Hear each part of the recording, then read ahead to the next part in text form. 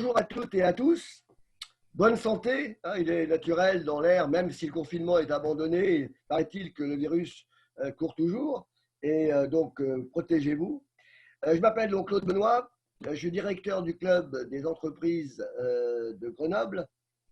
Et au nom du président et de toute l'équipe qui assure la bonne marche et la bonne programmation de ces webinaires, eh bien, nous sommes très heureux de vous accueillir nombreux pour eh bien, écouter nos experts qui, eh bien, chaque semaine, chaque jeudi, de 11 heures à midi, eh bien, vous traitent d'un problème, d'un point particulier.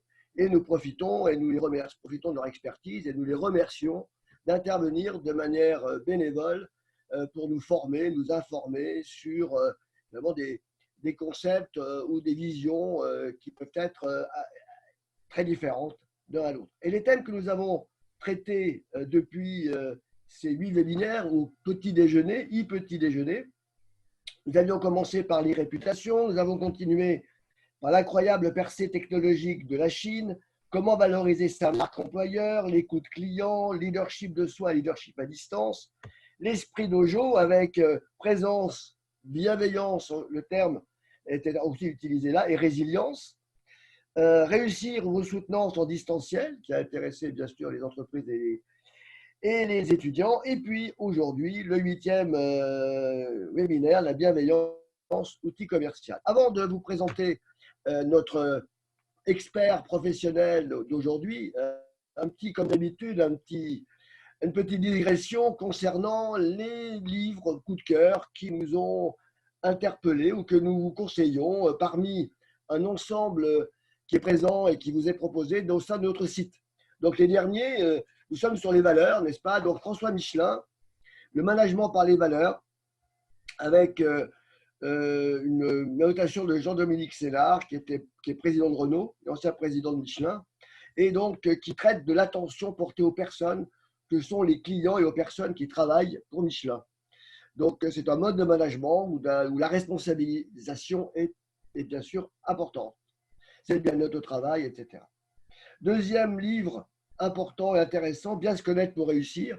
Je crois que bien se connaître, c'est non seulement pour réussir, mais pour la vie personnelle. Je pense que c'est un concept qui est très ancien, mais qui permet effectivement d'être mis à jour. Et c'est un guide, un outil pour bien s'exprimer par la parole et par les attitudes en fonction de ce que l'on est vraiment. Et puis, nous avons, et j'ai repris un livre que vous avez déjà conseillé, mais qui peut-être est d'actualité par rapport au thème que va traiter notre expert, c'est le management bienveillant. Je le remets un peu au long du jour. La bienveillance est indicateur d'un monde encore humain, par le docteur Philippe Rodet, qui est médecin urgentiste, et par Yves Desjacques, qui est RH d'une grande compagnie. Et puis, pour finir, on parle du marketing bienveillant, marketing de combat, le management bienveillant, marketing de combat, qui a été conseillé par un de nos intervenants, M. Ojog, qui est ce marketing de combat qui modélise des technologies opérationnelles qui ont résisté au temps et qui se lit comme un roman, s'approfondit comme un essai et se consulte comme un guide. Et puis alors je digresse complètement, mais ça me tient à cœur. Alors non pas un livre qui va paraître là le 10 juin aussi. Alors c'est BHL qui a produit ce livre. Alors je n'aime pas toujours partage toutes les BHL, mais il a fait un livre que ce virus qui rend fou et qui donne un prisme un peu différent de ce que l'on voit. Et surtout, il a la qualité que tous les droits d'auteur seront versés pour les librairies qui ont souffert pendant ce confinement. Alors pour revenir sur notre propos, et notamment sur la présentation de notre expert Patrick Vital, que nous remercions bien sûr beaucoup d'intervenir aujourd'hui, qui est un conférencier professionnel labellisé, qui travaille partout dans le monde, qui est coach, consultant et formateur. Il est conférencier membre de la FCP, l'Association française des conférenciers experts professionnels. Il a été labellisé et puis en tant que conférencier professionnel, donc, et il est Global Speaker Association membre. Et donc, c'est assez aussi important. Il est membre des dirigeants commerciaux de France. Il a fait plusieurs livres, donc Vente et négociation, et un qui va sortir bientôt et que l'on vous commentera, qui s'appelle Le manager éthologue, c'est-à-dire l'aspect aussi lié aux animaux, à l'environnement dans lequel les hommes sont présents. Et donc, il est aussi Il a lancé la négociation en anglais à l'Institut supérieur des sciences techniques et économiques commerciales et la prise de parole en public aux doctorants de Polytechnique. Donc, il a formé plus de 5000 commerciaux et près de 3000 managers. Il s'est spécialisé dans le comportement, dans la relation à l'autre, qu'il s'agisse d'un client, d'un collaborateur, mais qu'on pourrait aussi peut-être étendre à tout ce qui vous entoure, notre famille, etc. Le comportement positif aux yeux de l'interlocuteur génère l'envie, puisqu'on voit bien que dans les livres de vente, en tout cas commerciaux, on voit bien qu'on a souvent affaire aux techniques, aux conduite de réunion, leadership, etc. Mais le signe de reconnaissance, le comportement positif est un élément qui nous semble très, très, très présent et très actuel et qui génère aussi de la motivation et de la reconnaissance. Donc, nous allons traiter, il va traiter aujourd'hui la bienveillance, virgule outil commercial, alors lui, il met booster de performance. Mais alors, bienveillance, c'est vrai que moi, j'ai deux termes que j'adore, que j'utilise et qui sont pour moi des valeurs de non seulement fondamentales du respect de soi et des autres, d'empathie, c'est finalement bienveillance et tolérance. Ça me semble être deux mots qui génèrent autour de vous un management, disons, en tout cas, sinon compréhensif, qui génère l'envie et qui génère la motivation. Mais pas simplement pour ça, c'est une valeur fondamentale de soi.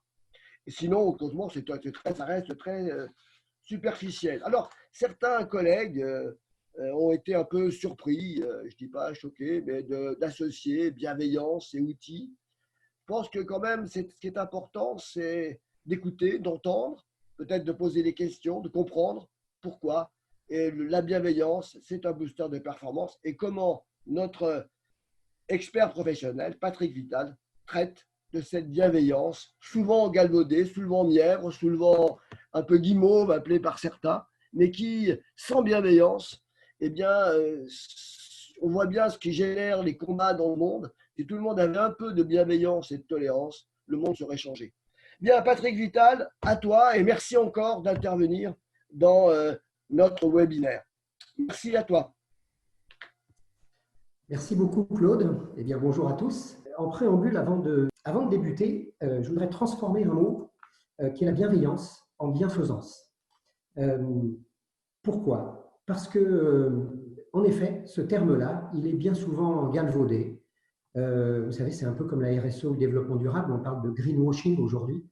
Eh bien, pour la bienveillance, il y a beaucoup de gens qui se disent bienveillants, mais dont on n'en voit pas les actions bienveillantes. Et donc, ma première réflexion sur la bienveillance, c'est de dire surtout, attention, si vous souhaitez être bienveillant, il faut le faire par les actes. Donc, c'est de la bienfaisance. Le deuxième point que je voudrais aborder avec vous, c'est pourquoi j'ai monté un jour une conférence sur la bienveillance booster de performance. J'ai accompagné beaucoup de commerciaux sur le terrain, en action, chez des clients, de mes clients, donc des commerciaux de mes clients. Et je me suis rendu compte de quelque chose, c'est que dans le privé, j'avais des gens plutôt bienveillants qui se transformaient dans le contact commercial, qui n'étaient plus eux-mêmes parce qu'ils avaient appris des techniques de vente. Et j'ai trouvé dommage que cet outil, et je parle d'outil, de bienveillance, ne soit pas à un moment donné au service de la vente et de la performance. Alors, vous n'amènerez pas, et je n'ai pas la prétention aujourd'hui d'amener des gens qui ne sont absolument pas bienveillants dans leur vie à devenir bienveillants. Je n'ai pas cette prétention. Pour ma part, on me dit bienveillant. Autour de moi, les gens qui m'entourent me disent bienveillant. Et je me suis rendu compte au fil des années que tout ce que j'ai pu donner autour de moi, j'ai eu des retours, pas forcément là où j'ai donné, et que c'est devenu un booster de performance. Le premier constat que je voudrais vous communiquer, c'est que ça fait des années que je ne fais plus d'actes de vente comme on l'entend. Aujourd'hui, je suis acheté. Je ne vends plus. Alors, vous voyez, quand je vais rencontrer un directeur commercial et que je lui dis « si vous avez des commerciaux bienveillants, ils ne vendront plus », évidemment, ça lui fait peur. C'est normal.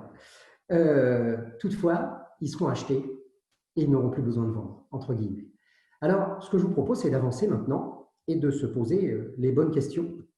Pour ça, j'ai prévu déjà un premier slide sur les… Alors, malheureusement, petit problème technique, ça ne fonctionne plus. Et c'est bien, voilà, c'est parti, excusez-moi. Donc, juste, je voudrais revenir sur qu'est-ce qu'une crise. Ensuite, on va parler de bienveillance à titre global. Ensuite, on parlera de bienveillance dans le commerce. On parlera un peu de prospection parce que je vous donnerai deux valeurs aujourd'hui qui, pour moi, sont importantes sur la prospection, surtout dans cette période, évidemment. Et puis, un petit paragraphe sur les managers. On traverse une période qui est hors norme, que personne n'a jamais vécue dans le monde. Personne n'a vécu cette période. Donc, on est tous des experts de quelque chose, mais pour cette période-là, c'est un peu complexe, un peu plus que d'habitude. Et puis, on terminera par des questions et peut-être des réponses, je l'espère. D'abord, je me suis posé la question, qu'est-ce que c'est qu'une crise? Alors, une crise. Bon, j'ai pris le Larousse et vous le voyez, je ne vais pas lire tout ça, mais il nous donne plusieurs définitions de ce que c'est qu'une crise. Ça peut être un moment difficile dans la vie de quelqu'un ou d'un groupe, une rupture d'équilibre entre production et consommation. Ça peut être une crise sanitaire. Je pense qu'on a vécu plusieurs crises en fait dans cette crise de Covid. Et en fait, ce qui m'intéresse moi, c'est crise gouvernementale, elle y est sûrement, environnementale, elle y est sûrement, économique, on l'a dit. Je voudrais remettre ça un peu dans le positif aussi. Crise de rire.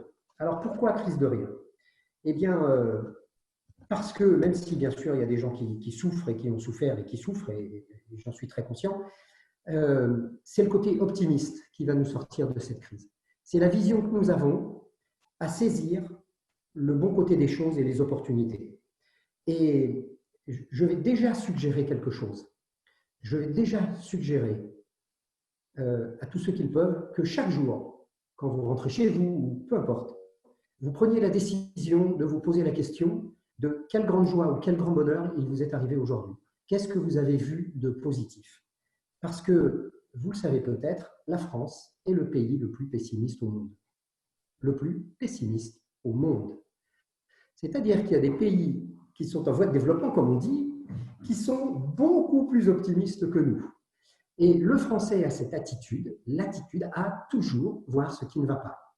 Je vous rappelle que quand on a nos enfants qui rentrent de l'école et qu'on leur dit alors, tu as eu 2 contrôles aujourd'hui et qu'ils nous disent j'ai eu 6 en mathématiques et 18 en histoire géo, nous allons nous focaliser naturellement sur le pourquoi 6 en mathématiques, tu n'avais pas appris ta leçon.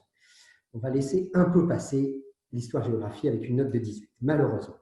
Donc, voir le bon côté, voir les choses qui se passent dans la vie et qui sont plutôt belles et qui sont plutôt des bonnes nouvelles. Ça, c'est la première chose.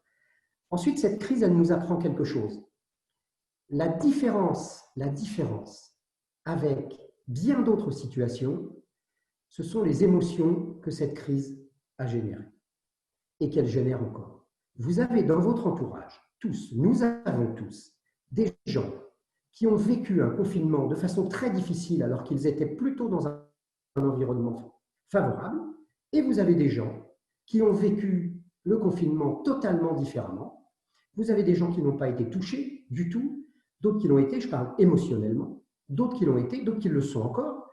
Moi, j'ai un client qui a une assistante qui ne veut pas revenir pour ouvrir le courrier aujourd'hui. Aujourd'hui, elle dit « je reste chez moi, je ne veux pas rentrer ».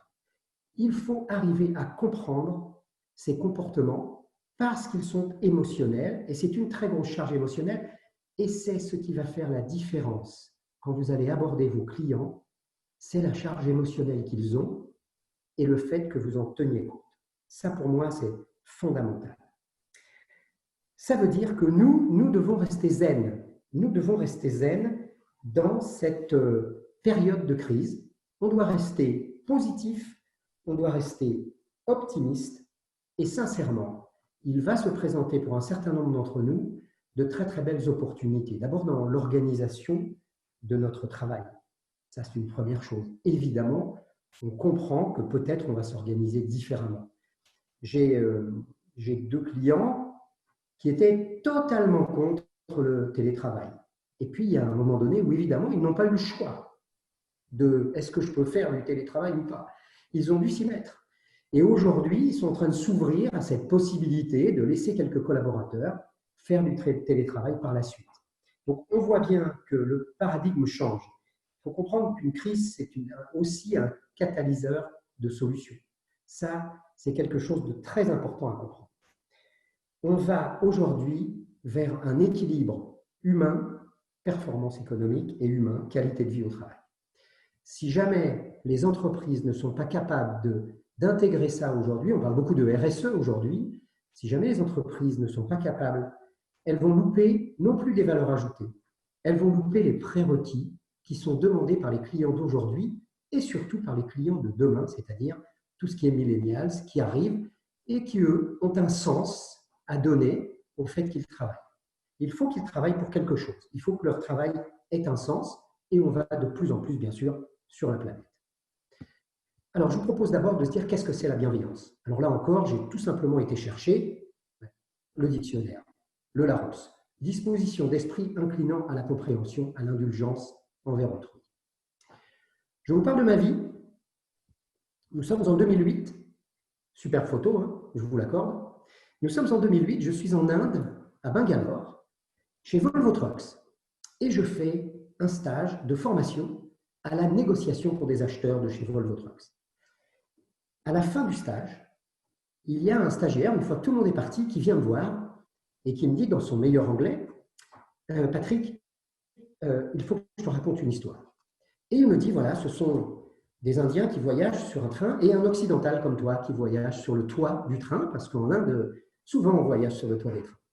Et il me dit, il y a un Indien qui balance ses pieds et qui tout d'un coup percute le wagon avec sa chaussure et la chaussure tombe du train dans la forêt.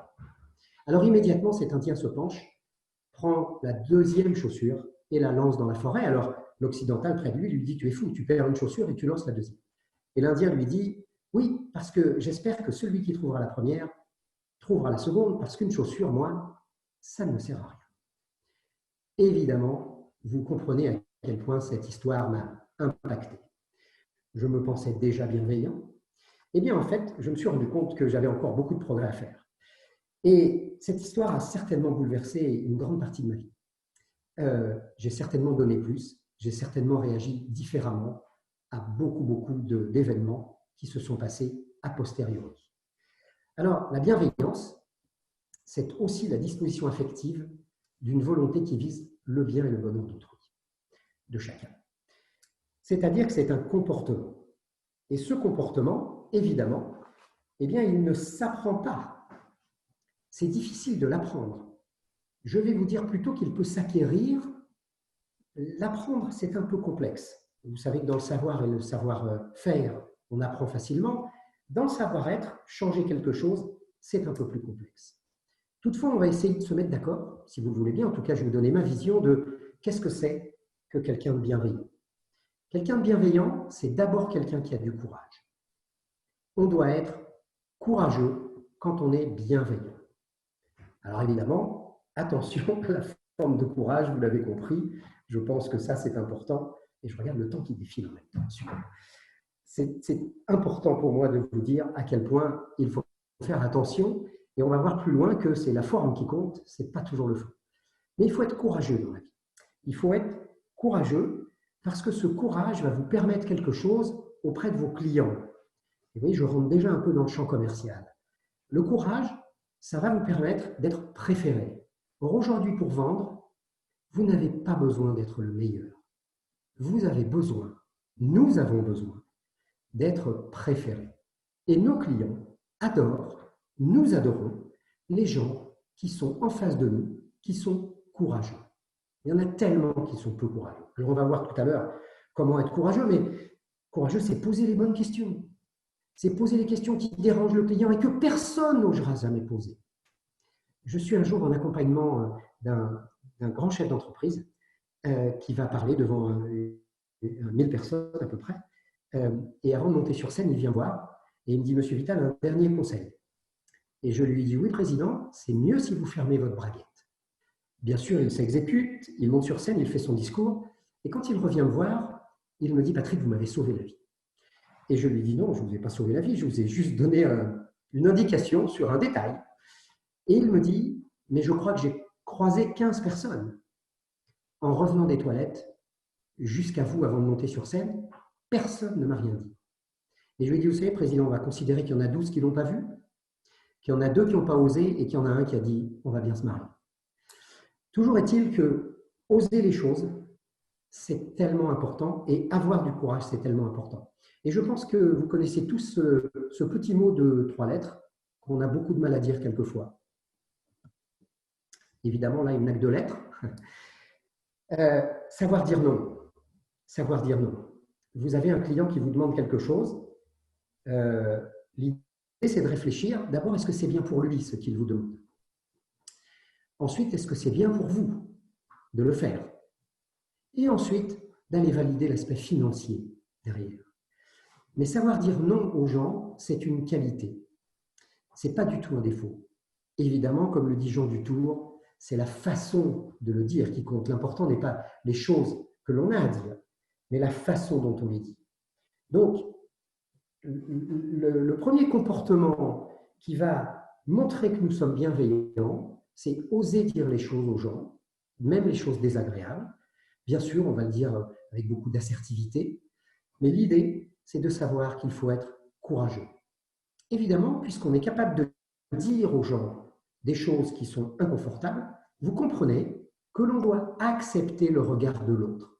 On doit accepter nous-mêmes de recevoir des discours qui vont être, pour nous, désagréables.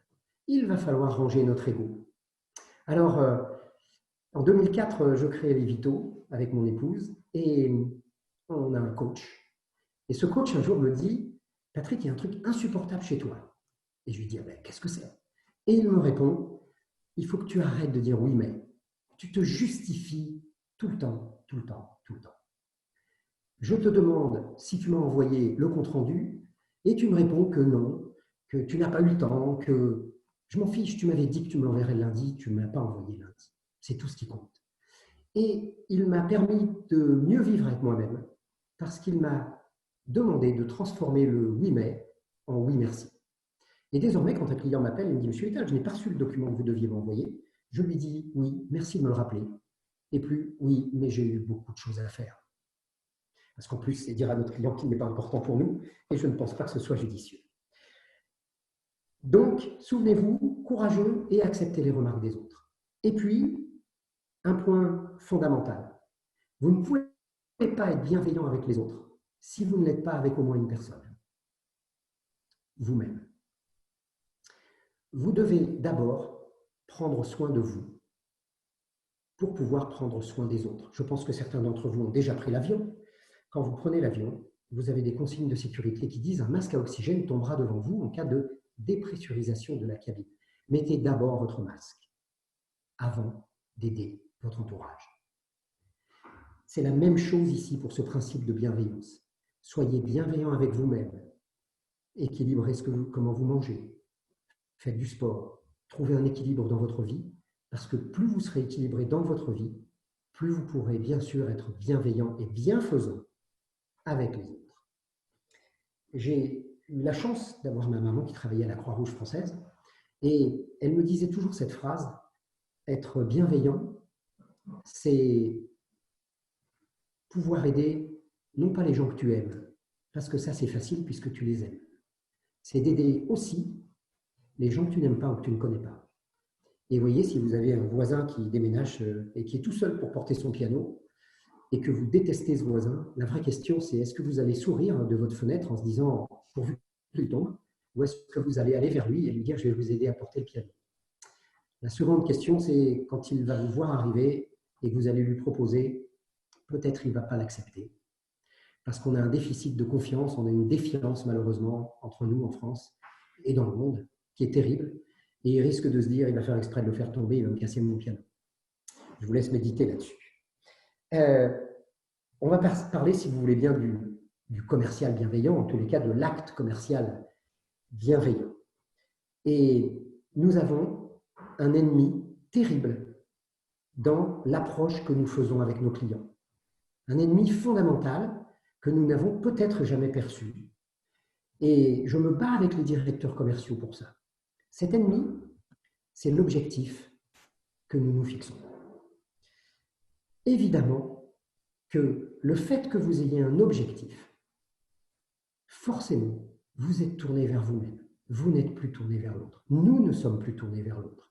J'ai travaillé dans la banque dans ma carrière et on a eu à un moment donné un objectif qui nous était donné de vendre des plans retraite. Eh bien, j'ai des collègues qui vendaient des plans retraite à des retraités. Comment peut-on imaginer ça? Mais c'était pour l'atteinte de l'objectif. Donc pour eux, c'était logique. En fait, lorsque je fais des conférences en présentiel, je fais un jeu que j'appelle le jeu de la ligne. Imaginez un instant que vous ayez les baskets blanches et moi, les baskets marron. Nous avons une ligne qui nous sépare. La consigne est simple. Vous devez me faire traverser la ligne. Vous n'avez pas le droit de toucher la ligne et vous n'avez pas le droit de me toucher. Vous devez me faire traverser la ligne. Mon objectif est le même. Je dois vous faire traverser la ligne. Eh bien, à chaque fois, et vous pourrez essayer chez vous, très facilement, avec des amis, qu'est-ce qui se passe quand vous demandez ça aux gens? Immédiatement, puisqu'ils ont leur objectif, ils essayent de convaincre l'autre de traverser la ligne. Donc, on commence par poser un billet par terre, quelquefois. On dit que la boisson est derrière nous et que si l'autre a soif, il faut qu'il traverse.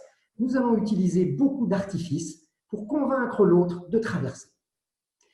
Eh bien, au bout d'un moment, souvent, je traverse la ligne. Parce qu'à aucun moment, dans l'objectif que j'ai donné, j'ai interdit de traverser. Ça veut dire quoi? Ça veut dire que je donne l'objectif à l'autre. Je n'ai rien perdu en traversant cette ligne. Je lui ai donné son objectif. Et souvent, je dis à la personne, puisque j'ai traversé, est-ce que tu as atteint ton objectif? Il me dit oui. Je dis, est-ce que tu peux traverser pour me donner mon objectif? Il me dit non. Il me dit non, parce qu'en négociation, ce que l'on veut, c'est la victoire, pas la satisfaction. Et souvenez-vous de ce que je vous dis là, parce que bien sûr que dans toute négociation, il faudra laisser un sentiment de victoire à l'autre. Et c'est très difficile de le faire traverser. Il faut que j'explique qu'il ne va rien perdre en traversant, puisque jamais je n'ai interdit de traverser la ligne dans les consignes d'objectifs que j'ai données. Donc, nous allons devoir changer nos objectifs. Quand nous allons aller chez nos clients, nous devons avoir un objectif, un seul, découvrir. Découvrir comment il fonctionne, découvrir si notre produit, notre solution, notre concept est adapté à la façon dont il vit aujourd'hui. Si jamais on arrive à ça, alors ça sera tellement plus simple après d'atteindre des objectifs de vente que nous avons laissés tranquillement à la société, dans une boîte, mais on n'est sûrement pas venu avec. Parce que dans le fond, qu'est-ce qu'attendent nos clients? Allez, quand nous sommes clients, qu'est-ce que nous attendons? De l'écoute, d'être satisfait, évidemment, de la qualité, d'être compris, parce qu'on peut être écouté et pas compris. Donc, écouter et compris, c'est ça le plus important. Un niveau de satisfaction qui va être différent pour chacun d'entre nous. Quelquefois, on attend une remise. Je vous rappelle que tout le monde demande un prix, mais que personne n'achète un prix. Attention à ça. Tout le monde demande un prix, mais personne n'achète un prix. Et donc, actuellement, l'émotion va être au centre de la relation commerciale. Elle est au centre de cette relation commerciale, puisque nous ne savons pas comment l'autre a vécu cette crise. Ce qui va être fondamental, c'est par exemple de ne pas poser la question « Comment allez-vous » ? Comment va l'entreprise ? Si on doit dire « Comment allez-vous », il vaut mieux dire « Comment allez-vous personnellement ». Si vous ne rajoutez pas ce mot et que vous dites « Comment allez-vous », vous, bien sûr, vous générez chez l'autre une capacité à dire « Ça va très mal ». Et ça va être très compliqué de lui vendre quelque chose. Si vous avez préparé une question dans une stratégie de questionnement, qui est plutôt de dire comment vous gérez actuellement les difficultés éventuelles que vous me rencontrez, qu'est-ce que vous avez mis en place, vous vous donnez déjà l'opportunité de lui expliquer qu'il y a des choses à faire. Donc vous voyez qu'on va aborder d'une façon différente nos clients. Et aujourd'hui, attention, comment allez-vous personnellement? Pour moi, c'est fondamental. Mais comment allez-vous? S'il le prend comme comment va l'entreprise, ça va être plus compliqué ensuite de commencer à parler commercialement. Donc faites attention à ça. En revanche, souciez-vous de ses salariés, de lui, de son environnement. Souciez-vous de ses fournisseurs, de ses partenaires, bien évidemment, de comment vont ces gens-là à titre personnel. Bien sûr qu'à partir du moment où on pose des questions aux gens, il faut savoir écouter. Alors, j'ai entendu tout à l'heure notre président qui nous a dit qu'il y avait eu une séance sur l'écoute client. Je vais passer très vite là-dessus. J'ai juste une chose à vous dire. Écoutez le sens des mots. N'écoutez pas les mots, écoutez le sens des mots. Un client qui vous dit « Je ne vous achèterai jamais cette solution à 1 500 €. Il est en train de vous dire qu'il est d'accord pour acheter, mais pas à 1 500 €. Et j'ai tellement de commerciaux qui, à cette phrase-là, disent « Mais pourtant, c'est une solution magnifique, c'est une solution remarquable, qui fait papa, qui fait maman, qui fait le café. » C'est fini, la vente est terminée. Nous sommes passés à la négociation puisqu'il est d'accord pour acheter et qu'il vous le dit « Je ne vais pas payer ce prix-là. » C'est donc de la négociation. Écoutez le sens des mots. Le mari qui sort du travail, qui monte dans sa voiture, et parallèlement sa femme qui sort du travail, qui monte dans sa voiture. Le mari qui appelle sa femme et qui lui dit « J'ai pensé à quelque chose ce soir, si on allait se faire un petit restaurant chinois. » Et elle dit « Oh non, pas chinois. » Il dit « D'accord, je passe à la boulangerie, je suis là dans 10 minutes. » Il passe à la boulangerie, il achète de baguettes, il arrive à la maison, et sa femme lui dit « Tu peux m'aider à mettre ma robe ?» Il dit « Pourquoi tu mets ta robe puisqu'on ne sort pas ?» Elle dit « Si, on sort, tu m'as dit qu'on allait au restaurant. » Il dit « Non, je t'ai proposé, tu m'as dit non. » « Non, tu m'as dit restaurant chinois et je t'ai dit pas chinois. » C'est un peu pour ça, messieurs, dames, quelquefois. On ne s'entend pas très bien. Écoutez le sens des mots, c'est fondamental. N'écoutez pas seulement les mots. Et pour écouter le sens des mots, il faut être orienté vers l'autre. Il faut être dirigé vers l'autre.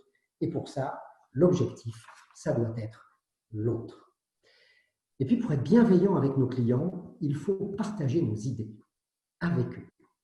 Il faut être bien au-delà de notre spectre de travail, de vente, de spécialité.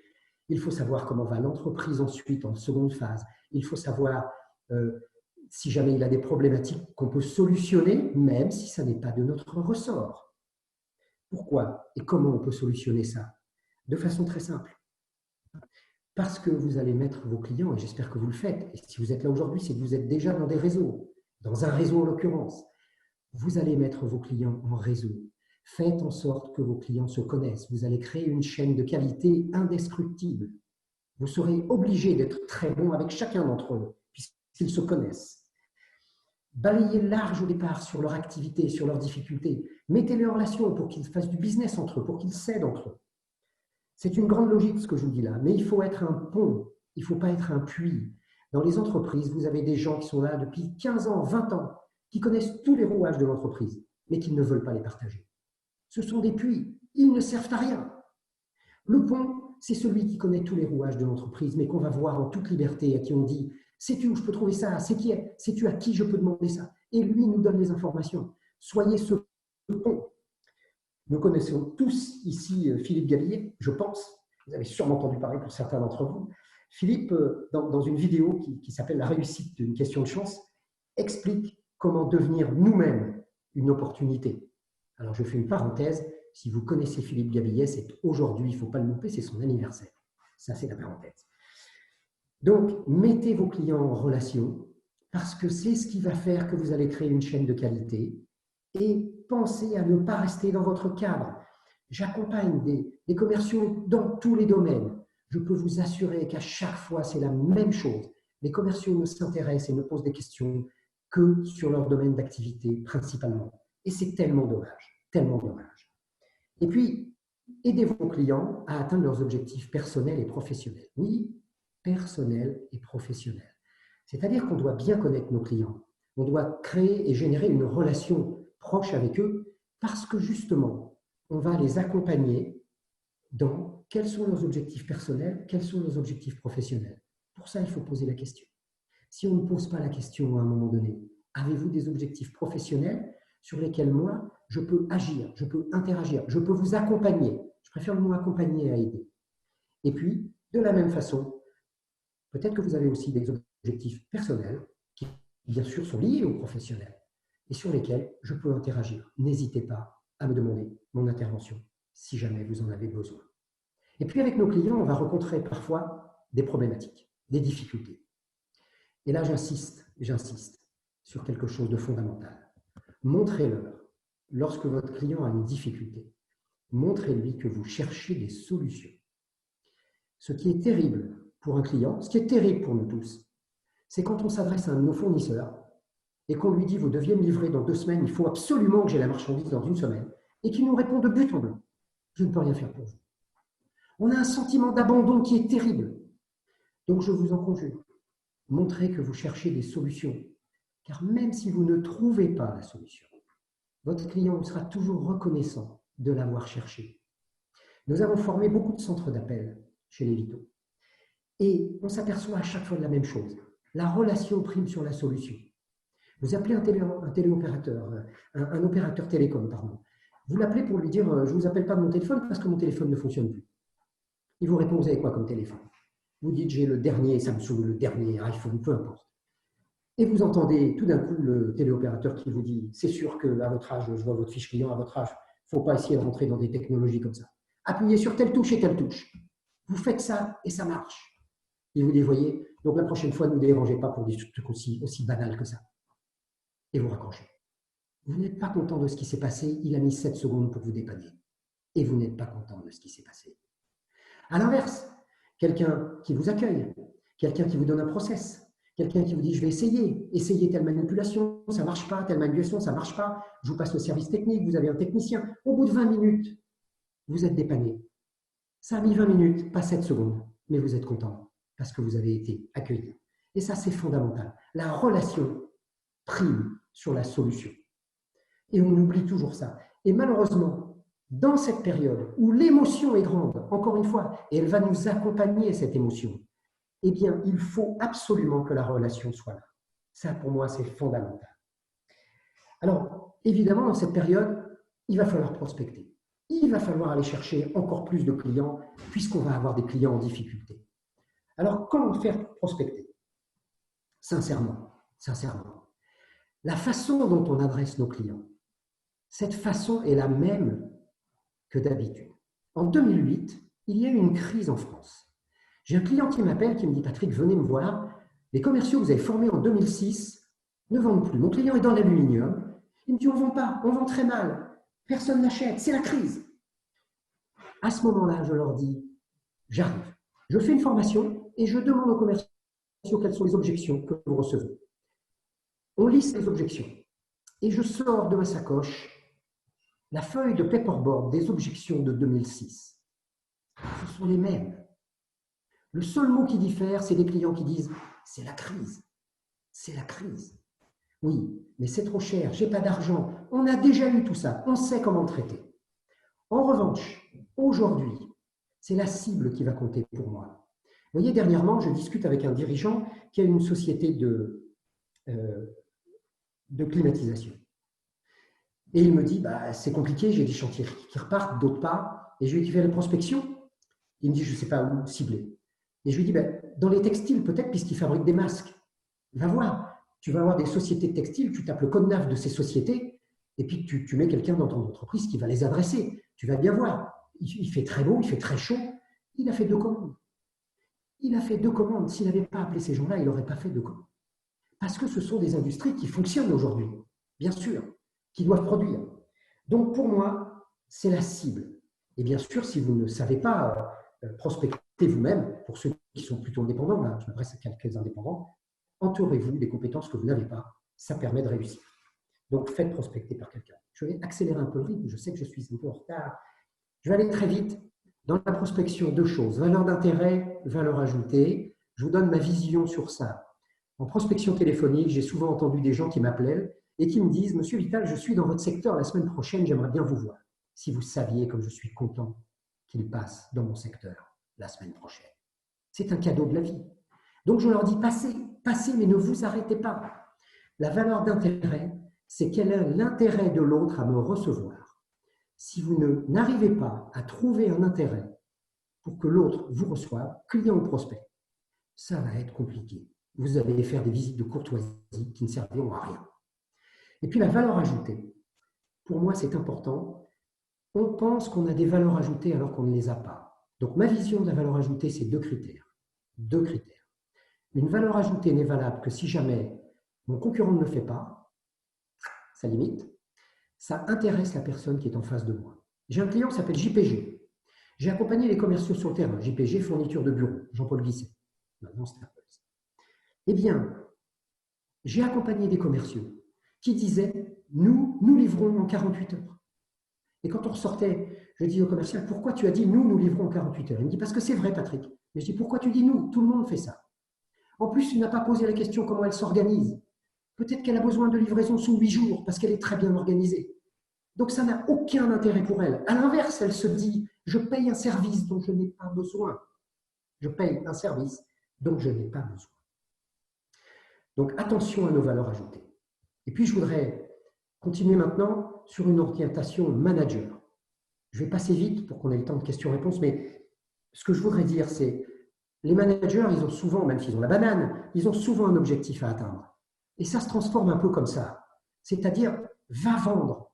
Il faut que tu vendes. Je ne connais pas un commercial dans le monde qui ne sait pas qu'il doit vendre. Aidez nos commerciaux à vendre. Aidez-les à vendre. Ne leur dites pas d'aller vendre, ils savent qu'il faut qu'ils vendent. Ils le savent déjà.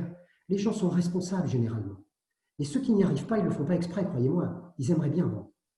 Alors, chez Livito, on dit toujours c'est l'activité qui produit le résultat. Si j'analyse l'activité, je vais savoir. Je vous ai préparé un petit déroulé très simple de je veux faire 10 000 € par mois. Ce mois-ci, je veux faire 10 000 € de chiffre d'affaires. Je sais que ma moyenne de commande, c'est 1 000 €. Donc, vous voyez, j'étais obligé d'analyser un certain nombre de choses. Ça veut dire que si ma moyenne de commande, c'est 1 000 € pour 10 000 €, j'ai besoin de 10 commandes. Je vends une fois sur deux.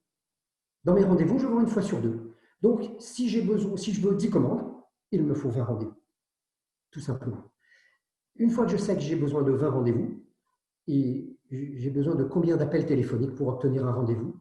20 appels téléphoniques pour un rendez-vous, il me faut 200 appels dans le mois. Est-ce que j'ai la capacité à faire ces 200 appels? Si j'ai la capacité à faire 100 appels dans le mois, je ferai 5 000 €. Je ne ferai pas 10 000. Donc, je vais trouver d'autres leviers. Cette fonction s'appelle le MOPO, M-O-P-O, méthode d'organisation par l'objectif, tout simplement. Et je vous assure, analysez l'activité et vous allez repérer où les commerciaux sont bons, où ils sont moins bons. Et bien sûr, les très bons pourront apporter quelque chose aux moins bons. Et puis surtout, faites confiance à vos équipes. Laissez-les créer, laissez-les innover, s'il vous plaît. Ne vous posez pas la question. Faites-leur confiance en ce moment. Organisez des ateliers de co-développement. Si vous êtes tout seul dans votre entreprise, organisez des ateliers de co-développement avec vos réseaux. J'en connais un très bien près de Grenoble, à Grenoble. Et surtout, donnez-leur de la reconnaissance. On ne félicite plus l'effort aujourd'hui. Nous sommes dans une société tellement économique que ce qu'on félicite, c'est la performance, ce n'est pas l'effort. Reconnaissez les efforts des gens qui se battent et essayez de comprendre pourquoi ils n'y arrivent pas alors qu'ils mettent des efforts en place. Sachez responsabiliser vos équipes, c'est tellement important. Et puis le maître mot pour un manager, surtout, c'est donner du sens à l'action. Je vous en prie, donnez du sens à l'action. J'ai accompagné une entreprise à Pau qui fait des alarmes sonores. J'ai posé 13 fois la question lors d'un séminaire. 13 fois la question, quelle est la finalité de notre métier? Il a fallu 13 questions pour qu'à un moment donné, quelqu'un lève la main et me dise « Patrick, ce que tu es en train de nous dire, ce que tu veux nous faire dire, c'est que nous sauvons des vies. » Et j'ai dit « Oui, parce que si ça ne sonne pas, vous allez être au courant que ça ne sonne pas. Mais jusqu'à maintenant, vos alarmes se sont toujours déclenchées et vous avez sauvé des vies.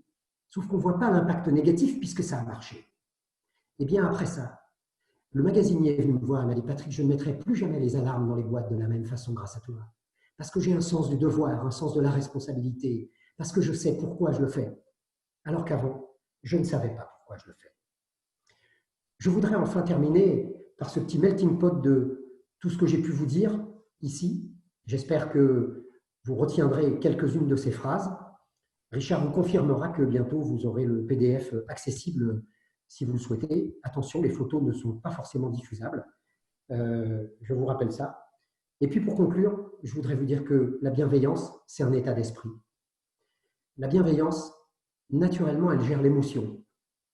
Et en ce moment, avec cette crise, le facteur primordial pour ceux qui veulent faire du commerce, c'est de gérer cette émotion parce que chaque client, chaque individualité chez nos clients, 2 personnes en face de nous chez nos clients, ont réagi différemment à cette crise. Et donc, si vous ne savez pas comprendre ça, et si vous ne savez pas leur apporter à chacun ce dont ils ont besoin, ça va forcément compliquer la tâche. c'est une disposition d'esprit que d'être bienveillant. Je le répète, ça peut s'acquérir, c'est un peu complexe à apprendre. N'attendez jamais rien en retour de ce que vous donnez. J'ai trop de gens qui m'ont dit, avec ce que j'ai fait pour un tel, oubliez ça. Si vous faites quelque chose pour quelqu'un, faites-le du cœur, faites-le de l'intérieur. N'attendez rien en retour. C'est la vie qui vous le rendra. Et puis, si jamais, parmi tout ce que je vous ai dit aujourd'hui, il y a quelque chose que vous retenez, que vous appliquez peut-être, et que ça marche, alors j'espère que vous pourrez vous payer, pourquoi pas un jour, un voyage en Inde. Et si ce jour-là, quand vous êtes en Inde, vous partez vous promener dans la forêt, je vous souhaite de recevoir une chaussure sur la tête. Dans ce cas-là, regardez autour de vous, il est possible qu'il y en ait une deuxième. Je vous remercie beaucoup de votre participation. Et bien sûr, je laisse la porte ouverte à Richard pour les questions-réponses. Merci Patrick. Effectivement, les questions commencent à arriver, donc je vais me permettre de te les poser. La première, c'est comment être préféré? Comment être préféré? Alors d'abord, en préambule, je ne sais pas si je vais pouvoir répondre à toutes les questions, je le dis toujours en préambule. Comment être préféré? Écoutez, comment être préféré? Je pense qu'il faut être tourné vers l'autre pour comprendre ce que veut l'autre. Et puis, je vous l'ai dit tout à l'heure, il faut oser.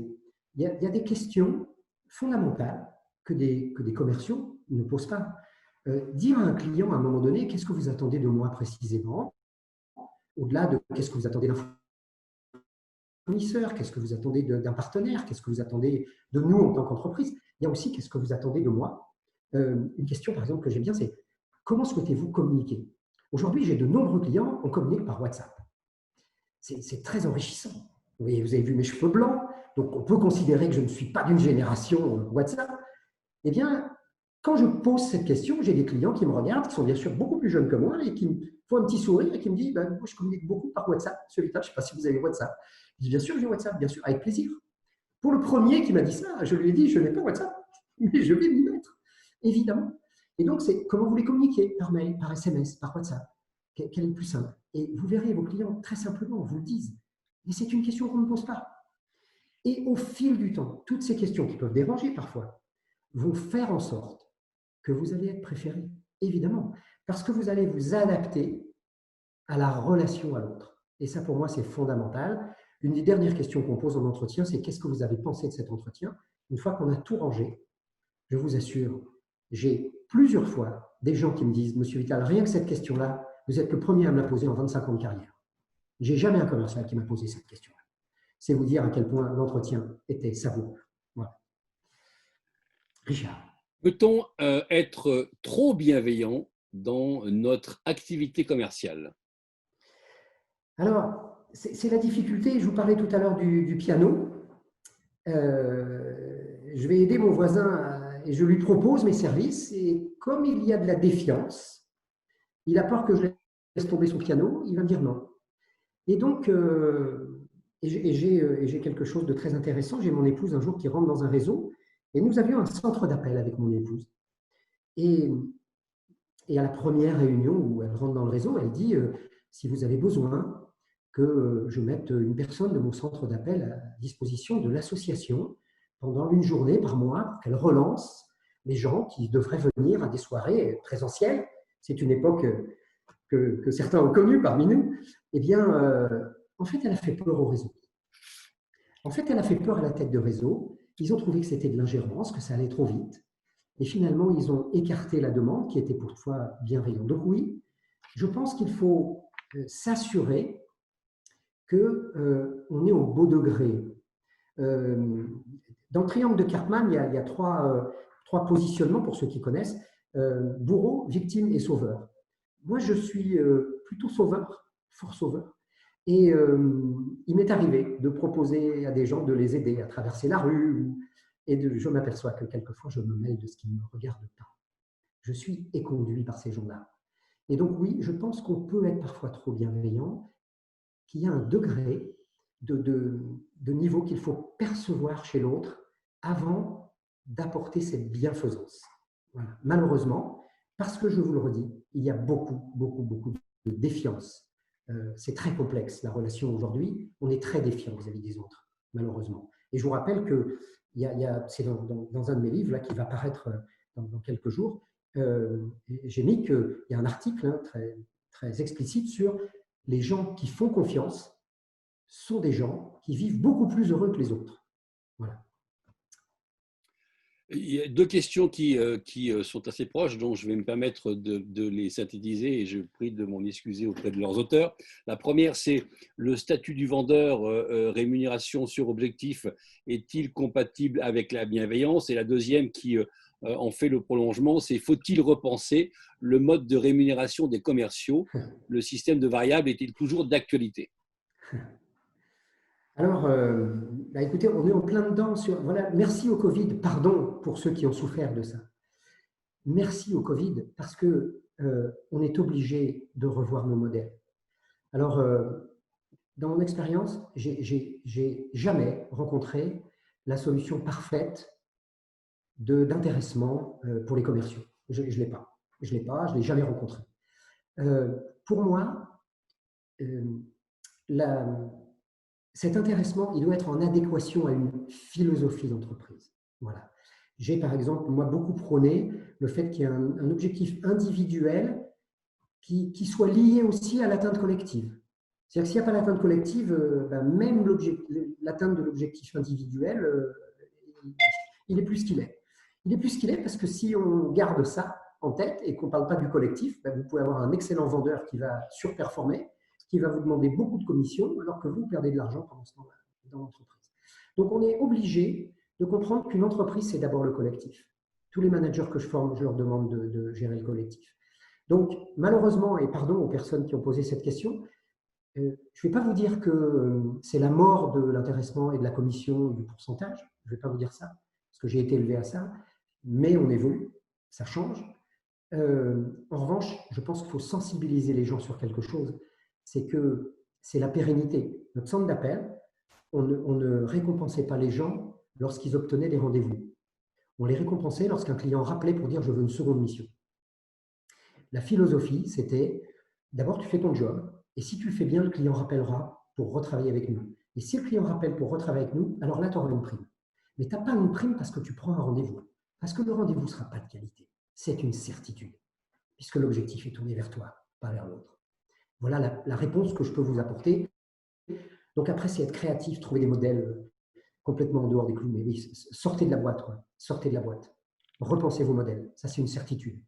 Voilà. Malheureusement, je n'ai pas la clé, mais je le dis souvent, et excuse-moi, Richard, je dis juste ça, mais s'il y en a certains d'entre vous qui veulent me contacter après et qu'on échange par téléphone ou autre pour essayer de déblayer quelque chose, une problématique personnelle, c'est avec plaisir que je me rendrai disponible pour vous, bien sûr, sans aucune rémunération. Je vais essayer d'incarner ma bienfaisance également, si vous pensez que vous avez besoin de moi. Voilà, Richard. Merci Patrick. Comment être bienveillant en face d'une attitude hostile ou comprise comme telle? La vraie question, c'est est-ce que je veux changer l'autre? Ça, c'est la première des choses. Vous savez, dans nos couples, souvent, au début, on vit des choses avec notre conjoint qu'on trouve plutôt remarquables. Hein. Alors, je prends toujours le petit standard de c'est fantastique, j'ai rencontré quelqu'un, puis en plus, il ou elle ronfle la nuit, donc c'est super, il me réveille, comme ça, je sais que je suis à côté de lui. Puis vous comprenez que 3 ans plus tard, c'est il me réveille, et puis que 6 ans plus tard, c'est on va faire chambre à part.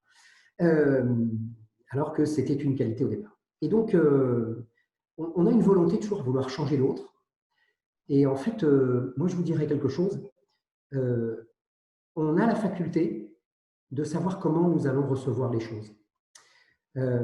Mehrabian, un sociologue, nous dit en communication, l'impact d'un message en face à face, c'est 7% les mots, 38% la voix, 55% la gestuelle. Alors, ça veut dire qu'en face à face, c'est ça. Mais au téléphone, il n'y a plus la gestuelle. Donc, on est sur 100% sur les mots et la voix.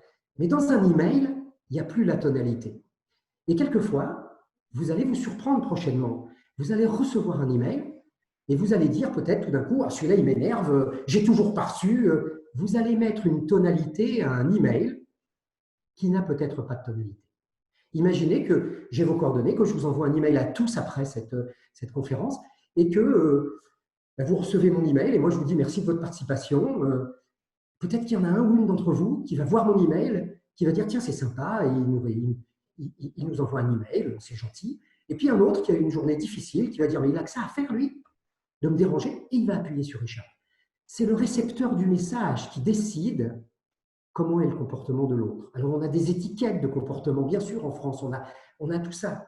Mais souvenez-vous de ce que je vous dis, parce que si vous prenez ce recul et si vous savez dire oui, merci, vous prendrez beaucoup, beaucoup de recul sur le fait qu'il y a des gens dont on pense qu'ils vous agressent alors qu'ils parlent comme ça à tout le monde. Et donc, vous vous sentirez peut-être moins agressé lorsque vous comprendrez que c'est dans sa nature. Maintenant, est-ce qu'il faut changer les gens? Voilà. Alors, la bienveillance, elle ne passe pas au travers de tout le monde. Hein. Voilà. Et donc, il y a même des gens, quelquefois, on n'a pas envie d'être bienveillant. Hein. C'est la difficulté. Voilà. J'espère avoir répondu à la question. Dans cette continuité, faut-il être bienveillant avec une personne qui ne l'est pas? Alors, écoutez, pour moi, il n'y a pas de calcul. Pour moi, il n'y a pas de calcul. Évidemment qu'il y a un niveau de tolérance, qu'il y a des choses qui ne peuvent pas s'admettre dans la vie. Évidemment, il y a des tolérances à des moments donnés qui s'arrêtent, mais on a tous nos niveaux de tolérance, évidemment. Vous savez, on est tous nés dans un monde à un moment donné où on nous a expliqué ce que c'était que la vérité. Je suis à Londres il y a des années avec ma fille, qui aujourd'hui a 33 ans, mais qui à l'époque en avait 6, et qui me tire le pantalon lors d'un buffet petit déjeuner et qui me dit « Papa, les gens ils sont bizarres ici, ils mettent de la confiture avec la viande. » Et je lui réponds « Ma chérie, ici, les gens bizarres, c'est nous, c'est pas eux. » Et on oublie ce concept-là. On oublie ce concept-là parce qu'on va naître dans un environnement avec des codes. Les codes ne sont pas les mêmes dans les autres pays. Vous allez en Corée, vous mangez assis par terre et ça fait mal aux jambes, croyez-moi. Mais si vous demandez une chaise, c'est très incorrect. Donc, ça veut dire que les codes ne sont pas les mêmes.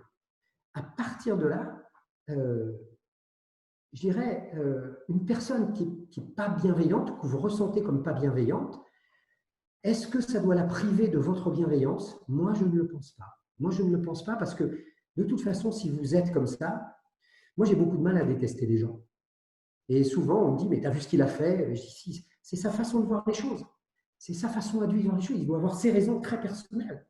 Et encore une fois, j'ai un niveau de tolérance qui fait qu'il y a des choses, évidemment, que je n'accepte pas. Donc, ma réponse serait plutôt oui. Oui, soyez bienveillants avec ces gens-là. Ils en seront surpris. Et puis de toute façon, enfin, pour moi, la bienveillance, c'est encore une fois un état d'esprit. Ouais. J'ai une question, j'imagine, qui est posée par un manager. Peut-on aider un commercial à vendre tout en restant bienveillant avec lui, en particulier pour les commerciaux qui présentent de moins bons résultats? Oui, bien sûr, bien sûr. Et là, j'espère répondre quand je vais vous dire ça, mais je vois beaucoup de managers qui sont sur le combien. Et j'ai managé jusqu'à 44 personnes avec bien sûr des managers intermédiaires. Je disais à mes managers intermédiaires, le combien, c'est le résultat, c'est la conséquence, le combien. C'est la conséquence du comment. Donc, j'ai la profonde certitude que l'on peut accompagner nos commerciaux qui ont du mal, mais pour ça, il faut analyser. Donc, il faut être près d'eux. Si c'est quelqu'un qui fait du téléphone, qui n'arrive pas à prendre des rendez-vous, il faut comprendre pourquoi il ne prend pas de rendez-vous. Il ne faut pas se poser la question, est-ce qu'il fait assez d'appels?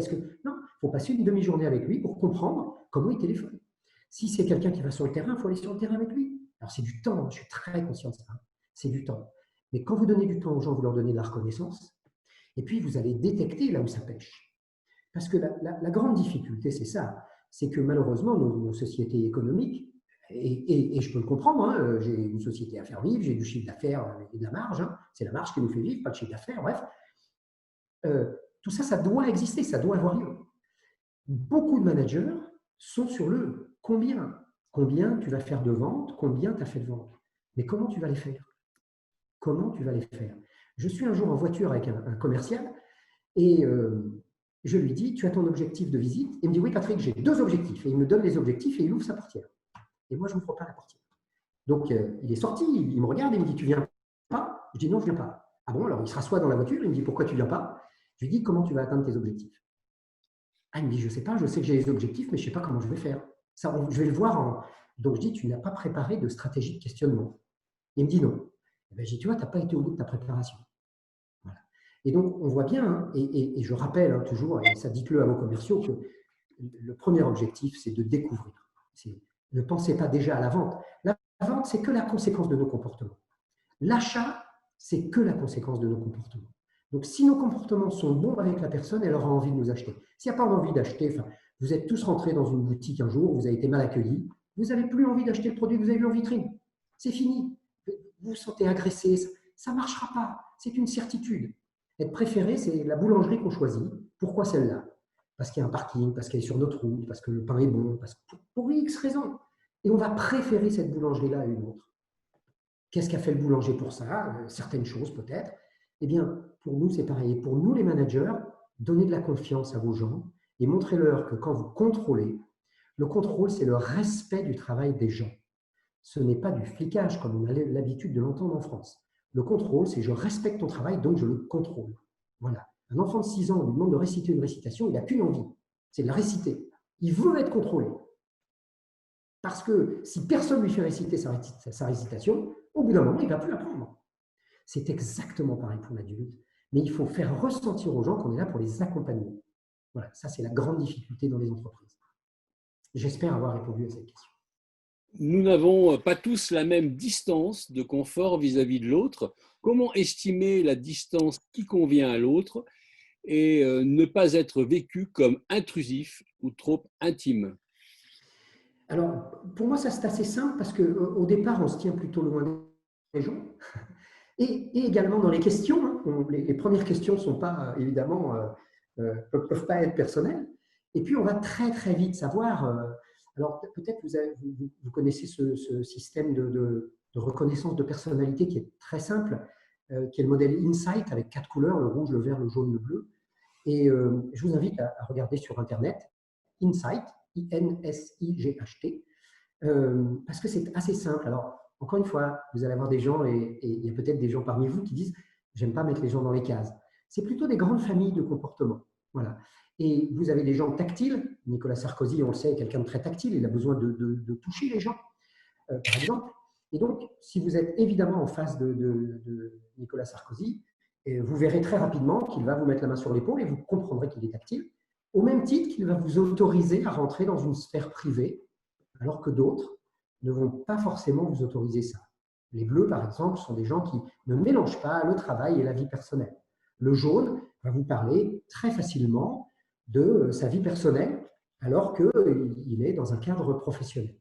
Donc, je dirais que dans un premier temps, c'est quelques minutes d'observation, comment réagit la personne, comment elle vous accueille, les premiers discours, et puis très vite, vous allez comprendre assez facilement. Et alors surtout, si vous dépassez les prérogatives, ne vous sentez pas coupable.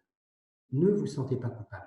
Dites juste, excusez-moi, je retire ma question, ou excusez-moi, je ne pensais pas vous blesser, ou si jamais c'est ce qui se produit. Mais ne vous sentez pas coupable. Continuez totalement normalement, parce que ça déstabilise de se sentir coupable.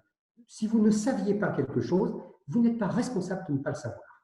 Voilà. Donc surtout, ne vous sentez pas coupable, et puis observez, vous savez, l'observation, c'est ce qu'il y a de fondamental. J'assistais à une conférence, je ne sais malheureusement plus qui a dit ça, donc ce n'est pas moi qui l'ai dit, mais la personne disait n'écoutez pas les sondages, parce qu'un sondage, c'est des questions auxquelles les gens répondent. Observez vos clients et ne faites pas de sondage. Observez vos clients, ne faites pas les sondages. Et il nous prenait comme exemple, dans la salle, il a posé la question suivante, il a dit « Levez la main ceux qui ont voté Le Pen aux dernières élections ». Évidemment, personne n'a levé la main, bizarrement. Et donc, il a dit « Voilà, j'ai fait un sondage et vous voyez que malgré les 20% que Le Pen a eu, il n'y en a pas dans cette salle aujourd'hui. » Donc, c'est très intéressant de se dire observons nos clients, observons les comportements des gens autour de nous pour comprendre comment s'adapter au mieux et s'acclimater. Et après, c'est votre faculté à vous adapter à ces gens-là et à leur façon d'être. Une dernière question. Avec plaisir. Quelle différence faites-vous entre bienveillance et gentillesse? Alors, la gentillesse, c'est peut-être rendre service aux autres. Je n'ai pas regardé sur le dictionnaire gentillesse, je vous l'avoue. On peut être gentil et pas forcément bienveillant, je pense. Je pense que quelqu'un de gentil, il l'est peut-être uniquement avec une certaine catégorie. Je vous avoue que c'est une excellente question. D'ailleurs, je vais la noter pour aller voir gentillesse par la suite. Je vous remercie de cette question à laquelle vous allez voir, je vais apporter une piètre réponse, semble-t-il. Oui, pour moi, quelqu'un de gentil, il n'est pas forcément bienveillant, mais ce n'est pas incompatible non plus. Donc, vous voyez, je reste dans le flou là. Je reste dans le flou. Merci pour cette question qui m'interpelle. Si vous voulez m'appeler, après, cette personne qui a dit, si vous voulez m'appeler ou m'envoyer un SMS, qu'on se cale un petit rendez-vous pour en débattre et en philosopher, ce sera avec grand plaisir. Encore une fois, pour moi, la bienveillance, en tout cas, c'est le fait de faire attention à l'autre pour son propre bonheur, pour le rendre heureux. Voilà, pour moi, c'est ça. Être gentil, c'est peut-être répondre à des sollicitations, alors que bienveillant, c'est peut-être aller un petit peu plus loin. Peut-être, encore une fois, désolé pour ma réponse, mais merci beaucoup pour la question. Eh bien, merci Patrick pour ce partage de vision et d'expérience sur l'importance que nous avons à remettre la bienveillance et le capital humain au centre de la relation commerciale. Merci également à vous tous participants. Vous étiez cette semaine encore nombreux à vous être connectés pour participer à ce webinaire du Club Entreprise de Grenoble. Nous espérons que cet échange sur la bienveillance, notamment dans les échanges commerciaux, vous a permis de porter un regard différent sur la fonction commerciale. Et comme nous l'a gentiment proposé Patrick, si vous souhaitez approfondir un sujet, eh bien le club sera ravi de vous mettre en relation avec lui. À l'occasion de notre prochain petit déjeuner du club, qui aura lieu le jeudi 11 juin à 11 h, c'est-à-dire la semaine prochaine, nous accueillerons Olivier Bataillard, qui nous propose de nous éclairer sur la façon de manager à la lumière d'un phare éteint. Quelle opportunité s'offre aux entreprises pour demain? Allons-nous vers un changement de paradigme organisationnel induit par une transformation de la posture managériale? Ancien chef d'équipe d'intervention dans les forces spéciales, où l'incertitude est réelle et la crise omniprésente, Olivier Bataillard nous proposera un regard croisé avec le monde de l'entreprise, les facteurs clés d'atténuation de l'incertitude, les points d'appui du dirigeant et du manager. Bien sûr, vous recevrez, comme vous en avez l'habitude maintenant, une invitation qui vous permettra de vous inscrire à ce prochain rendez-vous du club.